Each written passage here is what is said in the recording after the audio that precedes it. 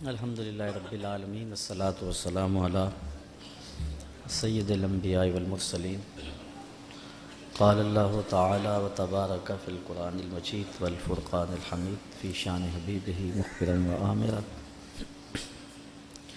ان اللہ وملائکتہ یصلون علی النبی یا ایہا الذین آمنوا صلوا علیہ وسلموا تسلیما صلاۃ والسلام علیکم۔ ثنا کے بعد عالی مرتبت علماء کرام، مبلغین، سامعین، سامعات، السلام علیکم ورحمۃ اللہ وبرکاتہ۔ آج 10 محرم الحرام ہے اور یہ دن حضرت امام حسین رضی اللہ تعالی عنہ کی یادیں لے کر طلوع ہوتا ہے۔ ویسے تو ہر دن امام حسین کا دن ہے، لیکن 10 محرم الحرام کو ایک خاص نسبت ان سے صدیاں قبل دوپہر کے وقت عظیمت کی جو داستاں انہوں نے رقم کی تھی، آج اہل ایمان کائنات کے گوشے گوشے میں ان کو خراج پیش کر رہے ہیں۔ اتنے آنسو کسی کے لیے نہیں بہے جتنے امام حسین کے لیے بہے، اور اتنی آہیں اور سسکیاں کسی کی محبت میں نہیں ہوئیں جتنی حضرت امام حسین رضی اللہ تعالی عنہ کے لیے ہوئیں۔ صدیاں اداس ہیں حضرت امام حسین کے لیے۔ نواسہ رسول نے عظیمت کی جو داستاں رقم کی اور جس طرح انہوں نے دین کے گرتے ہوئے پرچم کو اٹھا لیا اور اپنا گھر لٹا کے دین کو لٹنے سے بچا لیا، آج ہمارا ایک ایک عضو بدن ان کو خراج عقیدت پیش کرتا ہے۔ ہمارا دل، ہمارا قلب، ہماری آنکھیں ان کے حضور محبتوں کا خراج پیش کرتے ہیں۔ علماء سے آپ نے اس عنوان سے بہت ساری باتیں سنی اور محبتوں کے نغمے بھی چھڑے رہے، کربلا کی یاد بھی تازہ ہوتی رہی اور زخموں سے خون بھی بہتا رہا اور آنکھیں آنسوں کے خراج بھی دیتی رہیں۔ یہ ان کے ساتھ محبت کا ایک ثبوت ہے۔ حضرت امام حسین رضی اللہ تعالی عنہ کی سیرت، آپ کا انداز معاشرت، آپ کی زندگی اور آپ کی یہ عظیم قربانی ہم سے اس چیز کو طلب کرتے ہیں کہ ہم ان کے اسوہ کو اپنائیں۔ چونکہ وقت بہت تھوڑا ہے، میں 2-4 باتیں جو حضرت امام حسین کی زندگی سے ہم روشنی لے کر کے اپنی زندگیوں میں ڈال سکتے ہیں۔ رضائے الہی کا حصول یہ امام کا مطمع نظر تھا، اور اس کے لیے ان کی زندگی کی ایک ایک ساتھ گزرتی ہے۔ اللہ کی رضا کے لیے، اس کی قربت کے لیے اپنی جان قربان کر دینا اور اپنا سب کچھ لٹا دینا، یہ بندگی کی معراج ہے۔ شہادت کو شہادت اس لیے کہتے ہیں کہ شہید اپنے خون سے سچائی کی گواہی دیتا ہے، اللہ کی توحید کی، اس کے دین کی گواہی دیتا ہے، اور یہ بہت اونچا منصب ہے۔ حضرت امام حسین رضی اللہ تعالی عنہ کو پہلے سے یہ معلوم تھا کہ وہ شہید کر دیے جائیں گے۔ آپ کے پورے خاندان کو اس بات کا علم تھا، حضور کی زبان سے یہ بات خاندان میں پہنچی تھی، لیکن کسی ایک نے بھی آ کے حضور سے نہیں کہا کہ حضور دعا کر دیں یہ مصیبت ٹل جائے اور کربلا میں جو مشکلات آنے والی ہیں، جن کی خبر دی جا رہی ہے، وہ مشکلات ان پر نہ آئیں۔ آپ تاریخ پڑھ لیں، یہ نہ حضرت سیدہ فاطمہ نے کہا ہے، نہ مولا کائنات نے آ کے عرض کی ہے، نہ خود امام حسین رضی اللہ تعالی عنہ نے حضور کی بارگاہ میں کہا ہے، نہ حضور نے کہا ہے کہ مالک حسین سے شہادت ٹال دیں، بلکہ حضور کے ہاتھ اٹھتے ہیں تو دعا یہ نکلتی ہے، اللہم آت الحسین صبرا و اجرا، اے اللہ میرے بیٹے حسین کو صبر بھی بخش دے، اجر بھی بخش دے۔ تو حضور نے کیوں کہنا تھا کہ میرے بیٹے کو شہادت نہ ملے؟ وہ تو اس امتحان کے لیے تیار کر رہے تھے۔ استاد جب شاگرد کو پڑھاتا ہے، محنت کراتا ہے، تو وہ یہ کبھی نہیں چاہتا کہ میں نے جو اس کو محنت کروائی ہے اس کے امتحان نہ ہو۔ وہ کہتا ہے یہ امتحان گاہ میں جائے، زمانے کو پتہ چلے کسی استاد نے پڑھایا تھا۔ تو حضور حضرت امام حسین کے لیے دعا مانگ رہے ہیں کہ مالک اسے صبر بھی دے، اجر بھی دے۔ جب کربلا میں حسین پیاس کاٹے تو پھر بھی ان کی زبان پر شکایت کا لفظ نہ آئے تو لوگ کہیں واقعی پیغمبر کی زبان چوسی تھی۔ حضرت امام حسین واقعی حضور کے کندھوں پہ کھیلے تھے، حضور نے ایسے ہی اپنا بیٹا قرار نہیں دیا تھا۔ اور یہ صبر کا امتحان تھا جو حضرت امام حسین رضی اللہ تعالیٰ عنہ نے دیا، ورنہ اگر یہ چاہتے تو فرات چھلک کے آپ کے قدموں میں آ کے سلامی نہ کرتے۔ یہ تو حوض کوثر کے وارث کے نواسے ہیں، ایڑیاں رگڑتے تو چشمے نہ پھوٹتے۔ یہ تو رب کی تقدیر کو مانے بیٹھے تھے، یہ تو اس امتحان میں کامیابی کے لیے دعا گو تھے کہ مالک ہمیں استقامت نصیب کرے۔ امام زہری کہتے ہیں کہ جب مروان کے زمانے میں حضرت امام زین العابدین کو دوبارہ گرفتار کیا گیا اور بیڑیاں پہنائی گئیں، سب سے زیادہ دکھ حضرت امام زین العابدین نے دیکھے، کھلی آنکھوں سے یہ منظر کربلا کا سارا انہوں نے دیکھا ہے۔ کہتے ہیں واقعہ کربلا کے بعد امام زین العابدین کبھی بھی ہنسے نہیں تھے اور کبھی ٹھنڈا پانی بھی نہیں پیا تھا۔ شاید پانی پینے لگتے ہوں گے تو سکینہ کی پیاس یاد آتی ہوگی۔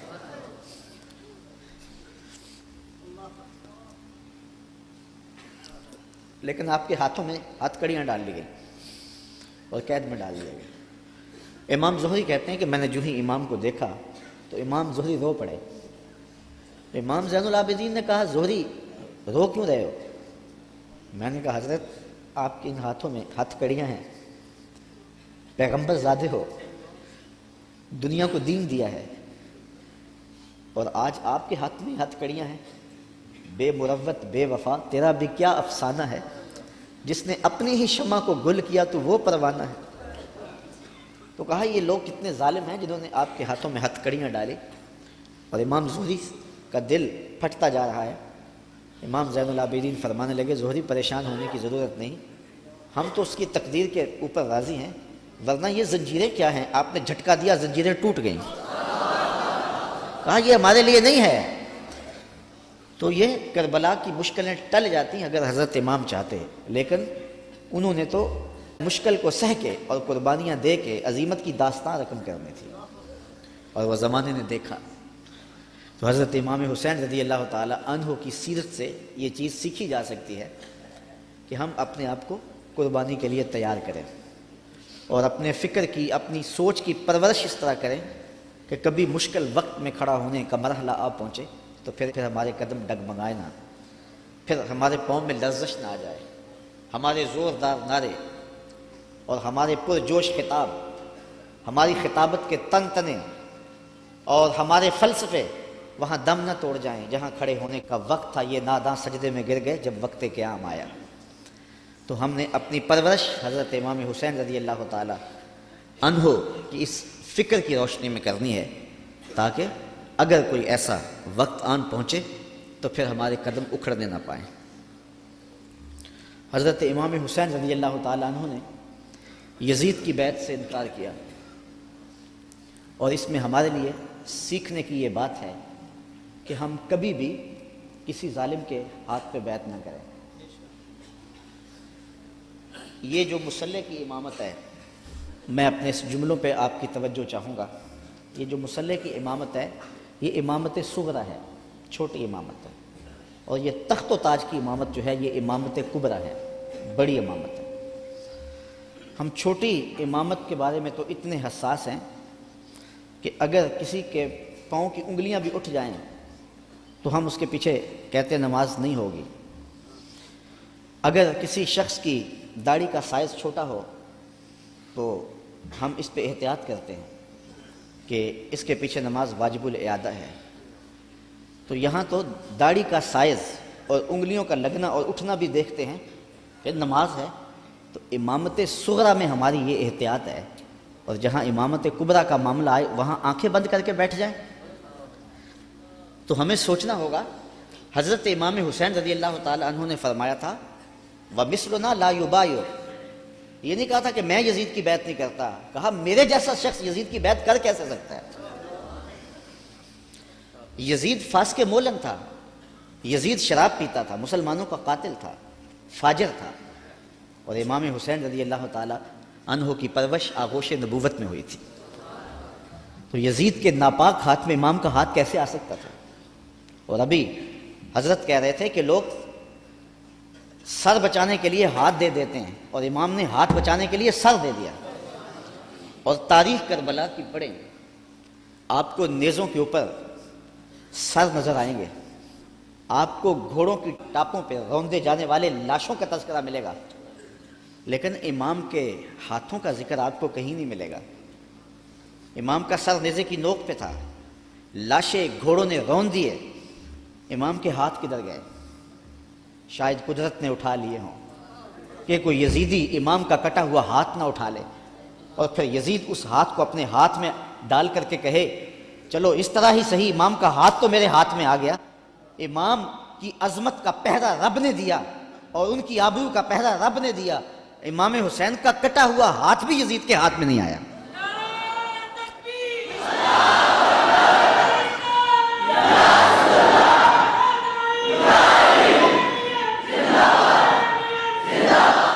اور اس ہاتھ کو بچانے کے لیے مدینہ چھوڑا۔ مدینہ چھوڑنا کوئی آسان تو نہیں نا، 8 دن کے لیے آج ہی جاتا ہے نا، مدینے میں رہتا ہے، اور جب چھوڑتا ہے تو قیامت ٹوٹ رہی ہوتی ہے۔ کسی نے پوچھا تھا عمرے اور حج کا ماجرا، تو میں نے کہا تھا کعبۃ اللہ پہ پہلی نظر مشکل ہے اور روضہ رسول پہ آخری نظر مشکل ہے۔ تو 8 دن رہنے کے بعد وہاں سے پلٹنا قیامت ہوتا ہے، اور جس نے زندگی مدینے میں گزاری ہے، جو پیدا مدینے میں ہوا، جس کے گھر کا دروازہ مسجد نبوی کے اندر کھلتا ہو، جس کا مسکن اور مولد مدینہ ہو۔ اعظم چشتی مرحوم جب مدینہ رسول میں آخری حاضری پر گئے تو بیمار تھے، ویل چیئر پہ تھے، تو انہوں نے الوداع ہوتے ہوئے خادم سے کہا کہ میرا رخ حضور کے روضے کی جانب رہنے دو اور کچھ پیچھے سے کھینچو۔ اور جب وہ نظارے نگاہوں سے اوجھل ہونے لگے تو اعظم چشتی مرحوم نے کہا کہ جاں بدن سے نکلتی ہے اعظم، جاں بدن سے نکلتی ہے اعظم، کوئی آسان ہے مدینے سے جدا ہونا؟ تو اپنی فکر کی آبیاری کے لیے اور یزید سے اپنے ہاتھ کو بچانے کے لیے آپ نے وہ شہر مدینہ بھی چھوڑا، شہر خوبہ بھی چھوڑا، پھر مکہ المکرمہ بھی چھوڑا۔ 8 ذی الحج کو مکہ المکرمہ چھوڑا، تاریخ پڑھیں آپ، اور منا میں 8 ذی الحج کو لوگ جمع ہو رہے ہیں، اے تماشا گاہ عالم روئے تو کجا بہرے تماشا میر ہوگی۔ اب یہاں مجھے اقبال یاد آئے، مدعاش سلطنت بوتے اگر خود نہ کر دے وا چنی ساما سفر۔ اقبال کہتے ہیں کہ اگر حضرت امام حسین رضی اللہ تعالیٰ عنہ کا مدعا سلطنت کا حصول ہوتا تو اتنے تھوڑے لوگوں کے ساتھ آپ کبھی بھی سفر نہ کریں۔ ٹوٹل 145 افراد ہیں، بچوں اور خواتین کے سمیت، اور سارا مدینہ آپ کا مرید ہے۔ اللہ اکبر۔ مکے میں پوری دنیا سے حاجی آ رہے ہیں، لیکن آپ مکے کو چھوڑ کے جا رہے ہیں۔ طلحہ بن عدی بن حاتم راستے میں ملتا ہے تو 30,000 کا لشکر آپ کی پشت پہ کھڑا ہونے کا اندیا دیتا ہے۔ آپ فرماتے ہیں مجھے یہ بھی قبول نہیں ہے۔ یزید کا مکروہ چہرہ بے نقاب کرنے جا رہے تھے اور اس شہادت کو چومنے جا رہے تھے جس کی بشارت رسول اللہ نے دی ہوئی تھی، اور پھر بڑھتے گئے اور اٹھنے والے قدم حضرت امام کے پیچھے نہیں ہٹے، اور قیامت تک لوگوں کو درس اور سبق دے گئے کہ حق کے لیے جان کا نذرانہ پیش کرنا پڑے تو یہ سودا سستا ہے۔ آج دین کی قدریں پامال ہوں اور ہم ڈھب سے بات بھی نہ کر سکیں تو میں پوچھتا ہوں کیا حجرہ فاطمہ سے بڑی بھی کوئی خانقاہ ہو سکتی ہے؟ کیا حسین ابن علی سے بڑا بھی کوئی سجادہ نشین ہو سکتا ہے؟ تو جب انہوں نے حق کے لیے اپنا سب کچھ لٹا دیا تو مجھے اور آپ کو اپنی زندگی کی ایک ایک ساتھ کو دین کے لیے پیش کر دینا ہوگا۔ حضرت امام حسین سے سیکھا جا سکتا ہے صبر اور استقامت کا سلیقہ، کہ انہوں نے کس طرح صبر کا امتحان دیا۔ 57-58 سال کی عمر کا شخص ہو اور اس کو یہاں سے چل کے باہر وضو خانوں تک 3 سے 4 مرتبہ جانا پڑے تو سانس پھول جائے گی، اور حضرت امام حسین ایک بار نہیں گئے، 71 بار لاشیں لینے گئے ہیں، 71 مرتبہ لاشیں لینے گئے ہیں، اور لاشیں بھی بیگانوں کی نہیں ہیں، اپنے بیٹوں کی۔ جوان بیٹے کی لاش اٹھانا تماشا لبے بام نہیں ہے۔ کسی کا جوان بیٹا فوت ہو جائے، سارے گھر والے دلاسا دے رہے ہوتے ہیں تو باپ اور ماں سنبھلتے نہیں ہیں۔ ایسے مناظر آپ روز دیکھتے ہیں۔ جنازہ اٹھتا ہے تو 10 آدمی تھام کے لے جا رہے ہوتے ہیں۔ یہ کون ہے؟ کہا اسی کے جوان کی لاش جا رہی ہے۔ جوان بیٹے کی لاش ہو، 10 آدمی سنبھالا دے رہے ہوں اور باپ پھر بھی نہیں سنبھلتا، موت بھی تبھی ہوتی ہے۔ میں سلام پیش نہ کروں اس حسین پر جو جوان علی اکبر کی لاش کو کندھوں پہ اٹھا کے خیموں تک لاتا ہے اور پھر بھی ہاتھ اٹھا کے کہتا ہے مالک حسین کی یہ قربانی بھی قبول فرما۔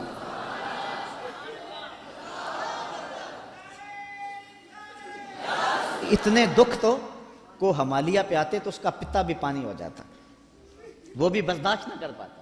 ابن راشد یہ کربلا کے واقعات کا چشمدید گواہ اور راوی ہے۔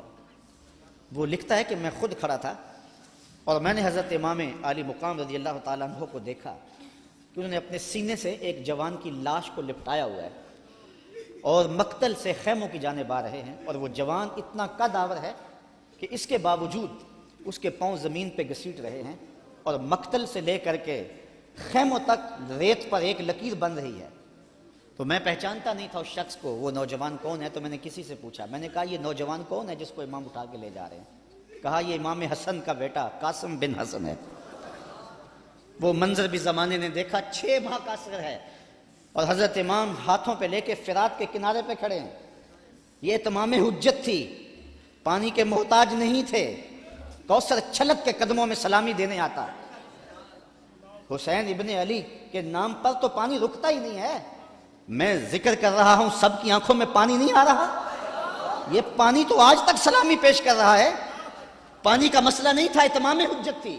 کہا تمہاری لڑائی میرے ساتھ ہے، اس 6 ماہ کے بچے نے تمہارا کیا بگاڑا؟ تو پھر کیا ہوتا ہے؟ پانی نہیں ملتا، 2 شاخہ تیر ملتا ہے۔ 6 ماہ کے بچے کا حلق تیر کاٹ جائے، وہ حلق پہ تیر نہیں لگتا، باپ کا کلیجہ کٹتا ہے، لیکن خون ہاتھوں میں لے کے آسمان کی طرف اچھال کے بولتے ہیں مالک حسین کی یہ ننھی قربانی بھی قبول فرما۔ 71 لاشیں لائن میں پڑے ہوئے۔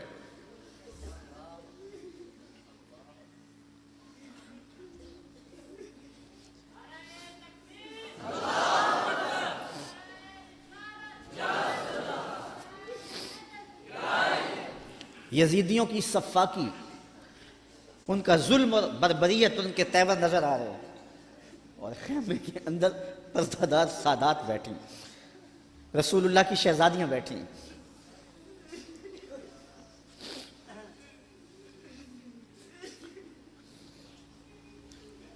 ان کا کیا دکھ ہوگا جو امام کے کلیجے میں ہو۔ اور وہ شہزادیاں یہ ہیں، کسی کا باہر بیٹا لیٹا ہوا ہے، ان کے بھتیجے اور بھانجے باہر لیٹے ہوئے، ان کو تلقین کرتے ہیں کہ صبر کا دامن نہیں چھوڑنا، اور امام گھوڑے کی زین پہ سوار ہوتے ہیں۔ بانکپن ایسا ہے جس ڈھب سے کوئی مقتل میں گیا وہ شان سلامت رہتی ہے۔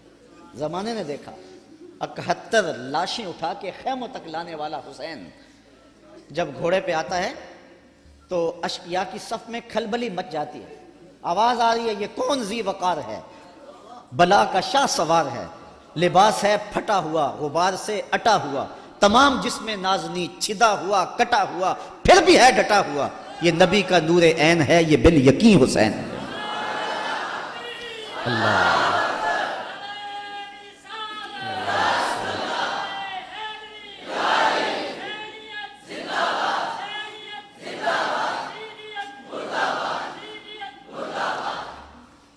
حضرت امام حسین نے صبر کی جو انوکھی داستان رقم کی ہے، کائنات میں اس کی کوئی مثال نہیں ملے گی آپ کو۔ صبر کسے کہتے ہیں؟ اس کے بارے میں کہنے والوں نے بہت کچھ کہا ہے۔ واویلا نہ کرنا، منہ پہ تماچے نہ مارنا، ناشکری کا کلمہ نہ کہنا، اعضاء کا ایسا اضطراب کہ جو شریعت میں نامحمود ہو اس کا سرزد نہ ہونا، صبر کے بڑے مفاہیم ہیں۔ لیکن صبر کا مفہوم میں نے ایک یہ بھی پڑھا ہے کہ صابر وہ ہے جس کے معمول عبادت میں فرق نہ آئے۔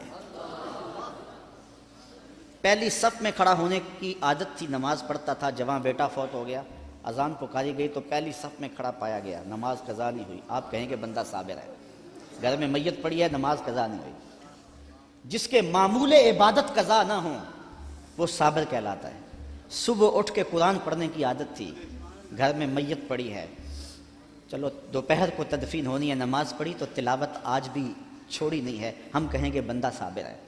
اگر صبر کی یہ تعریف ہے کہ معمول عبادت قضا نہ ہو تو صابر کہلاتا ہے، تو پھر اس تعریف کے آئینے میں امام حسین کو دیکھو، 71 لاشیں پڑی ہیں، اپنا بدن زخموں سے چور ہے۔ محتاط روایت یہ ہے کہ آپ کا جب پیراہن اتارا گیا تو 113 تیر، 33 زخم تلواروں کے تھے اور 34 گھاؤ نیزوں کے تھے، کچھ نیزے بدن میں ٹوٹ گئے تھے، اور گھوڑے کی زین سے فرش زمین پہ آئے۔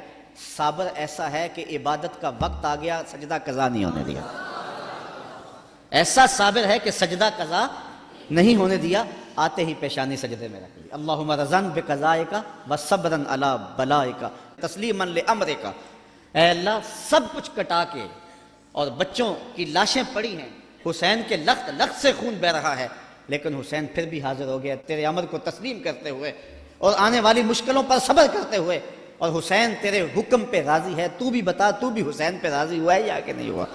آواز آ رہی ہے، اس نواسے پر محمد مصطفیٰ کو ناز ہے، اس پیاسے پر علی شیر خدا کو ناز ہے، اوروں نے بھی سجدے کیے پر اس کا عجب انداز ہے، اس نے وہ سجدہ کیا جس پر خدا کو ناز ہے۔ عابد ایسا کہ معمول عبادت قضا نہیں ہوا، سجدہ قضا نہیں ہوا۔ اب آپ جانتے ہیں کہ امام حسین کا سر جو تھا سجدے میں جھکا ہوا تھا کہ دست قاتل نے سر انور کاٹ لیا، اور پھر سر انور کو کاٹ کے نیزے کی نوک پہ چڑھا دیا۔ یزیدیوں نے اس لیے کیا کہ اپنے لشکر کو تسلی دیں کہ ہم کامیاب اور کامران ہوئے ہیں، دیکھو سر حسین کٹ کے نیزے کی نوک پہ چڑھ گیا۔ تو جب انہوں نے نیزے کی نوک پہ سر حسین چڑھایا تو لشکر یزید سے آواز آئی، یہ کیسا سر ہے جو کٹ کے بھی سر بلند ہے، اس کی سر بلندی اب بھی نہیں گئی، اب بھی یہ اونچا ہے۔ اور جب سر انور نیزے کی نوک پہ چڑھایا گیا تو اس انداز سے چڑھایا گیا کہ کٹی ہوئی گردن کا رخ آسمان کی طرف اور سر انور کا رخ زمین کی طرف۔ تو کسی شاعر نے تخیل باندھا، بآں کے سر نیزے پہ اور سوئے زمین ہے روح، یعنی سجدہ ثانی کی ہے آرزو۔ رکعت میں 2 سجدے ہوتے ہیں، ابھی ایک ہوا تھا کہ سر کاٹ لیا گیا، حسین کی پیشانی میں دوسرے سجدے کی آرزو مچل رہی ہے۔ صابر ایسا کہ معمول عبادت قضا نہیں ہوا، اور پھر تلاوت بھی قضا نہیں ہونے دی۔ حسین کا سر نیزے کی نوک پہ ہے، لبوں پہ قرآن جاری ہے، کیونکہ حسین کو لوریاں ہی قرآن کی ملی تھی۔ تو حسین ابن علی رضی اللہ تعالی عنہ سے صبر سیکھا جاتا ہے، استقامت سیکھی جا سکتی ہے، اور اپنی زندگی میں اس کا چراغاں کیا جا سکتا ہے۔ بہت ساری چیزیں سیکھنے کی ہیں اس خاندان سے، رواداری اور خودداری بھی سیکھی جا سکتی ہے۔ جب یہ لشکر حضرت امام حسین رضی اللہ تعالیٰ عنہ کو شہید کر دیتا ہے اور آپ کے لاشوں کے اوپر گھوڑے دوڑائے جاتے ہیں اور ہوائیں مٹی ان کے اوپر اڑا دیتی ہیں، اور پھر وہاں سے شہیدوں کے سر نیزوں پہ چڑھا کے کوفہ اور کوفہ سے دمشق لے جایا جاتا ہے، تو یزید پوچھتا ہے اپنے خاص لوگوں سے کہ اس راستے کے اندر تم نے ان کی کیفیت کیا دیکھی؟ یزید بدبخت کے دل میں یہ تھا کہ میں اب بھی فاتح بن جاؤں، امام زین العابدین ڈر کے گھبرا کے مشکلات سے میری بیعت کر لیں، کیونکہ اگر امام زین العابدین بیعت کر لیتے تو کربلا کی ساری داستان زیرو ہو جاتی، اور وہ یہ کرنا چاہ رہا تھا، لیکن زین العابدین کی رگوں میں بھی تو خون حسین تھا، تو بڑے دکھ دیے۔ آدمی حیران ہو جاتا ہے کہ کس طرح انہوں نے گھوڑوں کے اوپر سوار کرا کے اطرت پیغمبر کو بازاروں میں پھرایا، اور پھر ان کے سر نیزوں کی نوک پہ چڑھے ہوئے تھے، لیکن دربار یزید میں جب پہنچے تو یزید نے اپنے خاص لوگوں سے پوچھا کہ کیا ان کی اب حالت ہے؟ لاشیں کٹ کے وہاں پڑے ہوئے ہیں، سر یہ ہیں، تو اب تو دب گئے ہوں گے۔ تو جو اس نے جواب دیا اس سے اس خاندان کی خودداری اور غیرت دیکھو۔ اس کے معتمد خاص نے کہا کہ ہم کربل سے یہاں تک پہنچے ہیں اور ہم نے بہت دکھ بھی دیے ہیں، ان کو ذہنی اذیتیں بھی دی ہیں، بعض جگہوں کے اوپر ان کے اوپر پتھراؤ بھی ہوا ہے، لیکن لگتا یہ رہا ہے کہ فاتح یہ ہیں اور ہم مفتو ہیں. ان کا انداز اور ان کا تیور ہمیشہ یہ بتاتا رہا ہے کہ اصل فاتح یہ اور مفتو ہم ہیں. اور حقیقت ہے بھی یہی. اقبال کہتا ہے جو دلوں کو فتح کر لے وہی فاتح زمانہ. جو دلوں کو فتح کر لے وہی. حشام بن عبد الملک بنو امیہ کا بڑا تگڑا حکمران گزرا ہے. حج کرتا ہوا حجر اسود کے سامنے آیا. دل میں آیا کہ میں حجر اسود کو چوموں. ہجوم اتنا تھا کہ چوم نہ پایا. جن لوگوں نے حج کیا ہے منظر آنکھوں میں گھوم گیا ہوگا. تو اتنا ہجوم تھا کسی نے بادشاہ کی پرواہ نہیں کی, راستہ نہیں دیا. وہ ایک سمت کھڑا ہو کے منتظر رہا کہ کوئی رش کم ہو تو میں حجر اسود کو بوسہ کروں. اتنے میں امام زین العابدین بھی طواف کرتے کرتے آئے. وہ رک کر کے جب حجر اسود کو دیکھنے لگے تو لوگوں نے راہیں چھوڑ دی, آگے بڑھے, حجر اسود کو چوما اور پھر طواف میں لگ گئے. حشام کو بڑا غصہ آیا کہ میں بادشاہ وقت اور میرے لیے لوگوں نے راستہ نہیں چھوڑا اور ان کے لیے راستہ چھوڑ دیا. تو وہ اپنے درباری شاعر فرزدق سے کہنے لگا من ہاذا, یہ کون ہے؟ حالانکہ وہ جانتا تھا یہ امام زین العابدین, لیکن اس نے تحقیر کرنے کے لیے تجاہل عارفانہ برتتے ہوئے کہا من ہاذا, اے کون ہے؟ وہ جو فرزدق شاعر تھا تو بادشاہ کا درباری شاعر, لیکن آج اس کی غیرت جاگی. جب اس نے کہا من ہاذا, یہ کون ہے؟ تو فرزدق نے کہا بادشاہ تو نہیں جانتا یہ کون ہے؟ اس کو تو بتہا کہ سنگ ریزے بھی جانتے ہیں یہ کون ہے. اس کو تو فرش والے بھی جانتے ہیں اور افلاک والے بھی جانتے ہیں کون ہے. کہا یہ تو فاطمہ کا بیٹا ہے, یہ علی کا شہزادہ ہے, رسول اللہ کا نواسہ ہے. اور پھر کھڑے کھڑے امام کی شان میں قصیدہ لکھ دیا. اور اس میں فرزدق نے بادشاہ کو مخاطب ہو کے کہا تیرا نکرہ کرنا اس معرفہ کو نکرہ نہیں کر دے گا. یہ کل بھی معرفہ تھا, یہ آج بھی معرفہ ہے. تیرا من ہاذا کہنا اس معرفہ کو نکرہ نہیں کرے گا. بادشاہ کو اتنا غصہ آیا کہ اس نے فرزدق کو ایک بند کنویں میں ڈلوا دیا, قید کروا دیا. امام کو پتہ چلا تو انہوں نے اشرفیوں کی ایک تھیلی بطور جو ہے وہ محبت فرزدق کے پاس بھیجی. اس نے چوم کے آنکھوں سے لگائی اور خادم کے ہاتھ میں واپس کرتے ہوئے کہا کہ امام سے کہنا, میرا سلام دینا, کہنا ان ٹگوں کے لیے بادشاہوں کی نوکری کی ہے ساری زندگی. اور یہ جو میں نے قصیدہ لکھا ہے پیسوں کے لیے نہیں کیا, اشرفیوں کے لیے نہیں لکھا, آپ کے نانے کی شفاعت کے لیے لکھا ہے.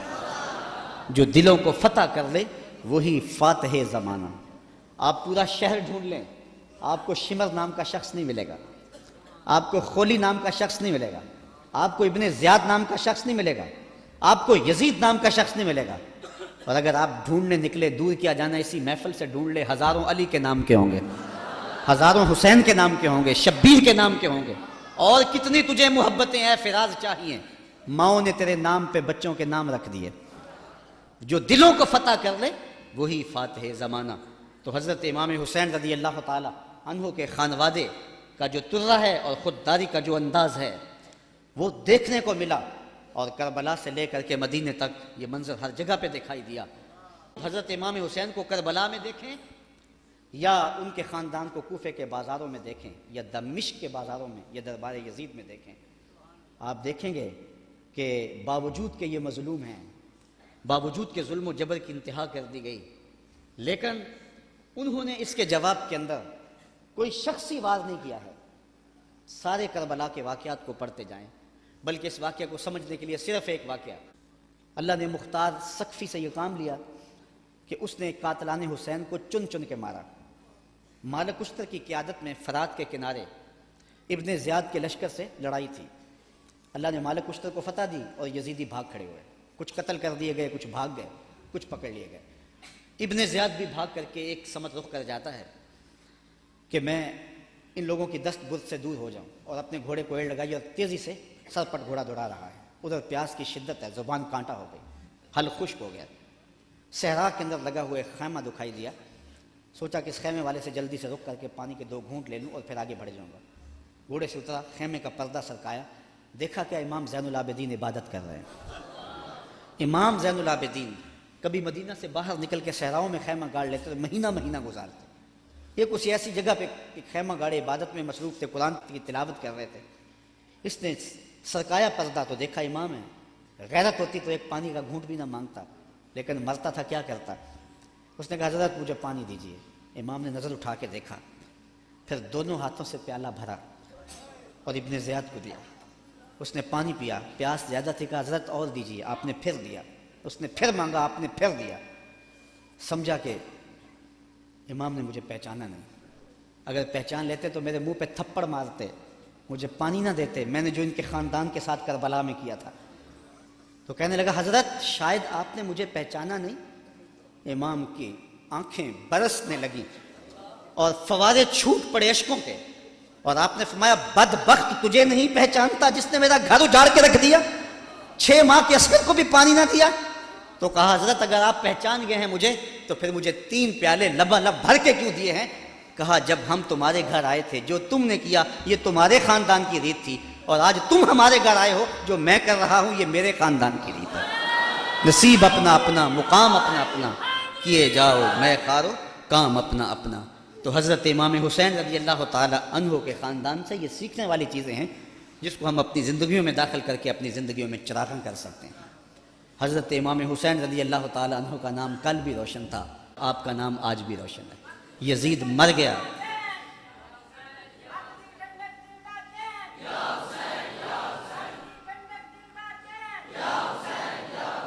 سارا دن بھی ہم نعرے لگاتے رہیں، یہ ایسا نام ہے کہ ہر لمحہ اندر ٹھنڈ اترتی رہتی ہے۔ میں کہتا ہوں آج کوئی ہے جو یزید کا نام لیتا؟ یزیدی ہیں، گلی گلی یزید آج بھی موجود ہے، مختلف روپوں کے اندر یزید ہے، لیکن یزید کو اس قدر امام نے بے نقاب کر دیا کہ آج یزیدی بھی یزید کا نام نہیں لے سکتے۔ اگر کوئی یزید کا نام لیتا بھی ہے تو سر جھکا کے لیتا ہے، دائیں بائیں دیکھ کے لیتا ہے، نام لینے سے پہلے شرمندہ، نام لیتے ہوئے شرمندہ، نام لینے کے بعد شرمندہ۔ میں کہتا ہوں کیسا ہے تمہارا لیڈر جس کا نام لیتے تمہیں شرم آتی ہے، اور ہمارے لبوں پہ جب نام حسین آتا ہے سر فخر سے بلند ہو جاتا ہے۔ فخر کا دل میں دریچہ باز کرنا چاہیے، فخر کا دل میں دریچہ باز کرنا چاہیے، جن کا تو آقا ہے ان کو ناز کرنا چاہیے۔ اے حسین ابن علی تم پر سلام، ناز شعال نبی تم پر سلام، تم پہ لاکھوں رحمتیں لاکھوں سلام، اے شہیدان محبت کے امام۔ لالا گوں لالا بدن لالا کفن، اے چمن اندر چمن، زندگی ہی زندگی تیری حیات، اے حیات اندر حیات، افتخار ملت بیضا ہے تو، رب کعبہ کی قسم یکتا ہے تو۔ فخر کا دل میں دریچہ باز کرنا چاہیے، جن کا تو آقا ہے ان کو ناز۔ یہ اجتماع ناز کرنے کے لیے، ہم آ حسین والے نہیں ہیں، ہم واہ حسین والے ہیں۔ اتنے زخم تو کو ہمالیہ کے کلیجے پہ لگے تو اس کا بھی پتا پانی ہو جائے، لیکن حسین پھر بھی حق کالم لیے کھڑا ہے، پھر بھی عظیمت کی داستان رقم کر رہا ہے۔ یہ حسین ابن علی ہے، آج ان کی روح کو خراج پیش کر رہے ہیں، محبتوں کے آنسو بھی بہے، ان کے نام کے نعرے بھی لگائے، ان کے فکر ان کے مشن کو بھی سنا، ان کے مناقب بھی روحوں میں اترے، اس عظیم کام کو خراج بھی پیش کیا گیا۔ آؤ آج کے اس اجتماع میں عزم کر کے اٹھیں کہ ہم نقوش امام کو خضر راہ بنائیں گے۔ میں کہتا ہوں حضرت امام حسین نے تو لاشوں کے درمیان بھی نماز نہیں چھوڑی، 71 لاشیں پڑی ہوئی ہیں، پردے داروں کے پردوں کا دکھ بھی ستا رہا ہے، اور بدن میں تیر پیوست ہیں، اور نیزوں کی انیاں پھنسی ہوئی ہیں، اور گھوڑے کی زین سے فرش زمین پہ آ رہے ہیں۔ آپ نے ان حالات میں بھی نماز نہیں چھوڑی۔ ہم کیسے حسینی ہوں گے کہ 10 محرم کے دن بھی ہمیں نماز نصیب نہیں ہوگی؟ اگر 10 محرم کے دن بھی ہم نماز نہیں پڑھیں گے اور نام حسین ابن علی کا لیں گے تو پھر حرف حرف اور لفظ لفظ منافقت ہوگی۔ آئیے ان کا نام لیتے ہیں تو ان کے نقوش پا کو بھی خضر راہ بناتے ہیں۔ میں ایک نعرہ لگوانا چاہتا ہوں، امام کے نام کا خود لگواؤں گا، لیکن نعرہ بانک پن سے ہو، اوپر نیچے باہر ہجوم محبت ہے، تو ذرا یزیدیوں کو پتہ چل جائے کہ امام کا نام آج بھی زندہ ہے، اور محبتوں کے یہ تیور نعرہ تکبیر۔ اللہ آپ کو سلامت رکھے۔ حسین کل بھی زندہ تھا، حسین نعرہ تکبیر، نعرہ تکبیر، نعرہ رسالت، نعرہ رسالت، نعرہ رسالت، حسینیت، حسینیت، حسینیت، یزیدیت، یزیدیت۔ علامہ اقبال کا سارا فلسفہ نچوڑیں تو جو رس نکلتا ہے اس کا مصداق امام حسین بنتے ہیں۔ جوس کیا نکلتا ہے؟ کی محمد سے وفا تو نے تو ہم تیرے ہیں، یہ جہاں چیز ہے کیا لوح و قلم، پھر لوح بھی تیرے ہاتھ میں دے دیں گے، قلم بھی تجھے پکڑا دیں گے، پھر تیری تقدیر کے فیصلے کسی اور جگہ نہیں ہوں گے، بلکہ خدا بندے سے خود پوچھے گا بتا تیری رضا۔